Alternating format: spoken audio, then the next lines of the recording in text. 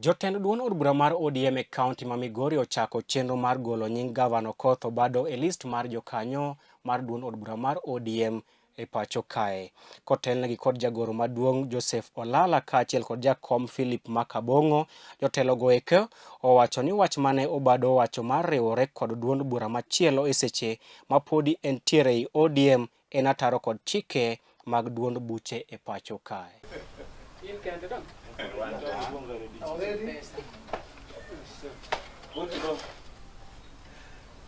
Sasa piga straight to the point.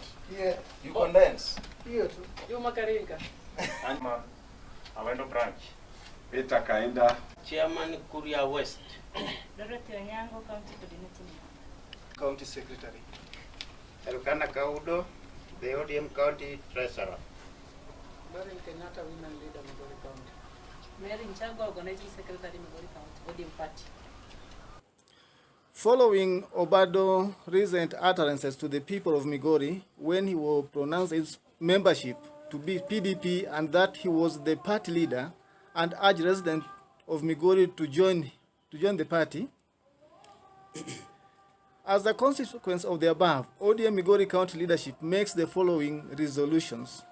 Number 1, Mr. Obado, now that he has defected from ODM and rejoined PDP within 7 days from today, 13th of April 2021, to step down from his position of governorship and concentrate on his PDP party.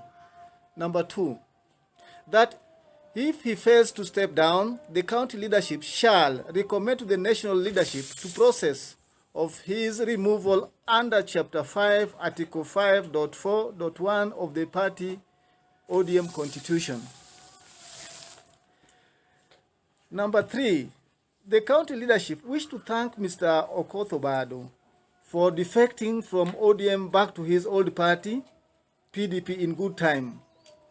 His decision will now bring peace, dignity, integrity, development, and stability in Migori ODM leadership. 5, the county ODM leadership appeals to its members to remain loyal to the party and party leader, His Excellency Raila Amolo Odinga.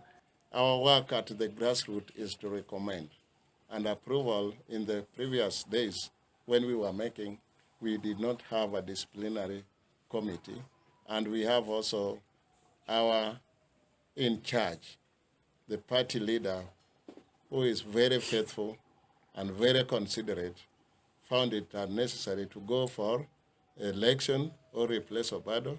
If he can work, he works and he goes. So those are under his docket that he can give lenience to any person. And that is what he did.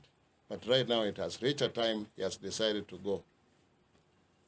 Raila himself is an institution. Personally, I believe in Raila's ideology. I don't just follow him because I'm alone. I believe in his ideologies because he's somebody who believes in reforms, changes, and he rationale well with the needs of the public. Therefore, I'm a follower. I'm not a supporter. I'm following him because of his ideologies, which has never changed. He has been consistent with what he stands for. From the time he joined politics, he has been consistent in what he stands for. People are trying to cut Raila to size in Migori. I think those people are dreaming. The people of Migori, to the best of my knowledge, are all Raila's followers. Because without Raila, we will have not gotten devolution. The freedom we get today of expression, freedom of speech, without Raila, it will have not been there.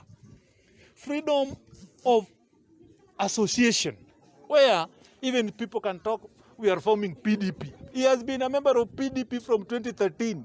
What they need to tell us now is what they have done with their party. They have been given resources from the national government to the tune of, by now, for 10 or 9 years, it is close to almost 60 billion. Let them account for what they have done to the people of Migori. We were not worried about PDP. PDP will come and go. Many parties have come and go. Actually, at a given point, some came with SDP, some came with Kalausi, some came with Kanu, and at the end of the day, we are not even following where they are today.